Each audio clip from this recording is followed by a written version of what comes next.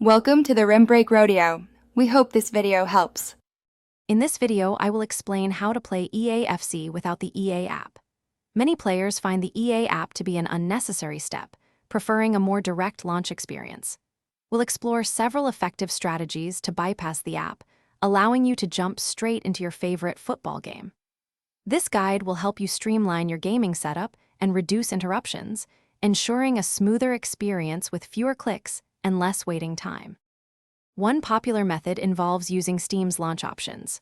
First, right-click on EAFC in your Steam library and select Properties.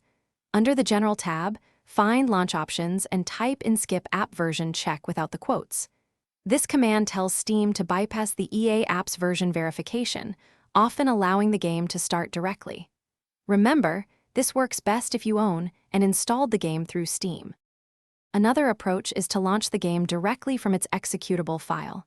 Navigate to your EAFC installation directory, usually found in Program Files or Program Files x86.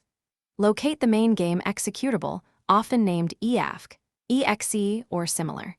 You can create a desktop shortcut to this file for easy access. While this can sometimes work, be aware that the EA app might still open in the background to manage online features or updates. It's important to note that even with these methods, the EA app might still run silently in the background, especially for online multiplayer or updates. For a truly app-free experience, playing offline is often the most reliable option. These techniques primarily aim to reduce your direct interaction with the app's interface and initial launch sequence. We hope these tips help you enjoy your EAFC experience with greater ease and fewer interruptions. Thanks for watching. Consider subscribing if we helped you.